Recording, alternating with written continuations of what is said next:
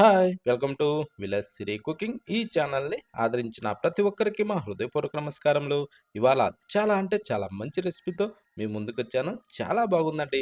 ఒక్కసారి ఈ విధంగా పచ్చి అరటికాయతో వేపుడు చేశామంటే టేస్ట్ మాత్రం సూపర్ అండి. ఎంత బాగుందంటే అంత బాగుందండి. ఈ విధంగా ఒక్కసారి ట్రై చేసి రుచి చూసిన వాళ్ళు ఎవరైనా సరే పచ్చి అరటికాయతో ప్రతిరోజు కూడా ఈ టైప్‌లో ఫ్రై చేసుకొని తింటారండి. ప్రతి దానిలో కూడా కాంబినేషన్ చాలా బాగుందిది. ఎలా చేయాలంటే ముందుగా మనం అరటికాయలు తీసుకోవాలండి. మంచి పాకంలో ఉండే అరటికాయలు తీసుకుంటే టేస్ట్ మాత్రం చాలా బాగుంటుందండి.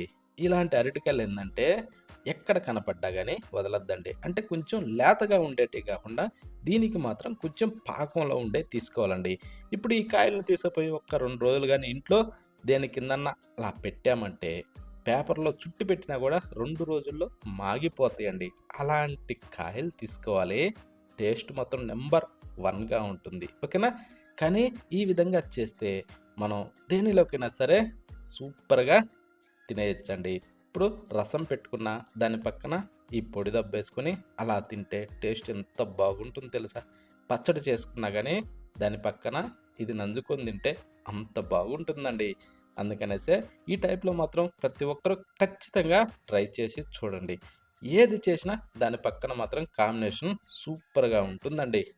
అందుకోసమనేసే దీన్ని ఎవ్వరు గూడా మిస్ కాకుండా ప్రతి ఒక్కరు ఖచ్చితంగా ట్రై చేయండి. ముందుగా ఏందంటే ఈ అరటికాయలని మీద ఉన్న తోలు మొత్తం ఇలా పీలర్ సహాయంతోనే తీసేసుకొని ఇలా ఈ టైప్‌లో ఏందంటే చిన్న చిన్న ముక్కలుగా కట్ చేసుకోవాలండి.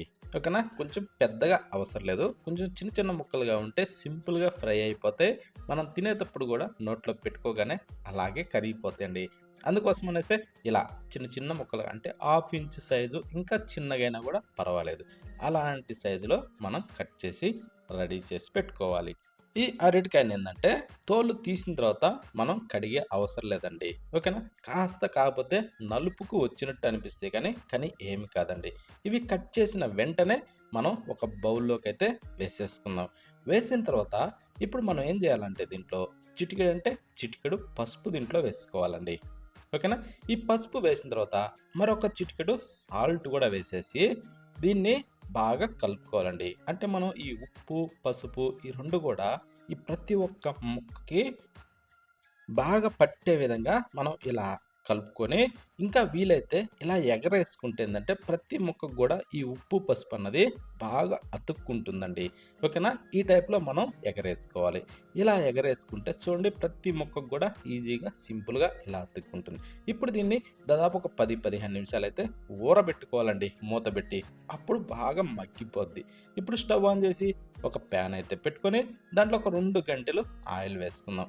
ఆయిల్ వేశాక దాన్ని కాస్త వేడెక్కనిచ్చేసి దాంట్లో ఒక టేబుల్ స్పూన్ అయితే తాలింపు గింజలు వేసుకునేసి ఇప్పుడు వెల్లుల్లిపాయలు తీసుకునేసి వాటికి కొంచెం ముక్కలు అలా పొడిసి అప్పుడు వేసుకుంటే ఏందంటే ఇందులో ఉన్న రసం సింపుల్‌గా దాంట్లోకి వచ్చేస్తుందండి. ఓకేనా? ముక్కులు పొడవకుండా మాత్రం వేయొద్దు. ఇప్పుడు ఎండుమిరపకాయలను కూడా అలా కాస్త ఇరిసి దాంట్లో వేసుకుంటే ఇందులో ఉన్న స్పైసీ కాస్త అందులోకి వస్తుంది. ఇప్పుడు కట్ చేసిన ఒక ఉల్లిపాయని దాంట్లో వేసుకుందాం. అది సన్నగా పొడవుగా కట్ చేసి వేసుకునేసి ఇప్పుడు మనం ఇలా కలుపుతూనే కొంచెం ఎరడాలుగా వేగనిచ్చుకోవాలండి. అంటే మరీ గోల్డెన్ బ్రౌన్ కలర్ వచ్చేంత విధంగా అయితే అవసరం లేదండి. అంటే ఒక మీడియంలో అంటే దీన్ని 75% ఇలా వేగనివ్వాలి. ఈ టైప్‌లో కలర్ వచ్చాక ఇప్పుడు మనం ఊరబెట్టిన ఈ అరటికాయ ముక్కల్ని అందులో వేసేసుకుందాం. కనీసం అంటే 10 నిమిషాలైతే ఊరనిచ్చుకోవాలండి ఈ అరటికాయ దబ్బలు. అంటే ఉప్పు, పసుపు కలిపాం గదూ! కలిపిన తర్వాత ఒక 10 నిమిషాలైతే ఊరితే ఇది ప్రతి ఒక్క ముక్క గూడా బాగా పీల్చుకునేసి టేస్ట్ చాలా బాగుంటుందండి. ఇది మాత్రం ఎవ్వరు మిస్ చేయకండి. ఈ టైప్‌లో బాగా వేగనిచ్చుకోవాలి. ఇలాంటి వేపుళ్ళు చేసేటప్పుడు చాలామందికి తెలియని విషయం ఏందంటే ఒక్కటండి. ఓకేనా? ఇప్పుడు దీంట్లో కాస్త అలా కరివేపాకు వేసుకునేసి కాస్త అలా కలుపుతూ ఆ తెలియని విషయం ఏందంటే నేనొకటి చెప్తా అండి. ఇప్పుడు ఎప్పుడైనా సరే ఇలాంటి వేపుళ్ళు చేసేటప్పుడు మంట హైలో మాత్రం అస్సలే ఉంచొద్దండి. మీడియం లేదా లోలో అడ్జస్ట్ చేసుకుంటూ మనం బాగా ఫ్రై చేసుకోవాలి. అప్పుడేమవుద్దంటే ప్రతి ఒక్క దెబ్బ గూడా మంచి సూపర్‌గా వేగిపోద్దండి. అలా మనం ఉడికించుకోవాలి. ఇలా బాగా దబ్బలో వేగిన తర్వాత ఇప్పుడు దీంట్లో కరివేపాకు, కారం పొడండి. మనం ఇడ్లీలోకి తయారు చేసి పెట్టుకుంటాం గదా! కరివేపాకు, ఎండుమిరపకాయలు, ధనియాలు ఇవన్నీ ఏసి పొడి గొట్టి పెట్టుకుంటాం చూడండి. అలాంటి పొడిని, ఆ పొడిని దీంట్లో ఒక 2 టేబుల్ స్పూన్ వరకు అలా వేసేసుకునేసి కాస్తలా మిక్స్ చేసుకోవాలండి. చాలామంది కొబ్బరి కారం అని, వేరే వేరే అని అలా యేసుకుంటారండి. కానీ ఈ టేస్ట్ చూడండి ఇంక ఎప్పటికి గూడా ఈ టేస్టు వదలరండి. అంత బాగుంది ఈ టేస్ట్. ఓకేనా? ఇప్పుడు ఆ పొడిని బాగా ప్రతి ఒక్క ముక్కకు కూడా కలిసే విధంగా ఈ టైప్‌లో ఇప్పుడు మంట మరి లోలో ఉంచుకోవాలండి. స్టవ్ ఆన్ చేసిన వాళ్ళు లోలో ఉంచుకోవాలి. ఓకేనా? ఇప్పుడు ఈ టైప్‌లో మనం బాగా వేగనిచ్చుకోవాలి. ఇలా వేగిన తర్వాత ఇక స్టవ్ ఆఫ్ చేసేసి ఒక్కసారి సర్వ్ చేసుకునేసి దేంట్లోకైనా సరే తిని చూడండి. అప్పుడు మీరే అంటారండి. ఇంత బాగుందా ఈ అరటికాయ వేపుడు. ఎప్పుడు అరటికాయలు కనపడ్డా ఖచ్చితం దీన్ని చేసుకొని తింటారండి.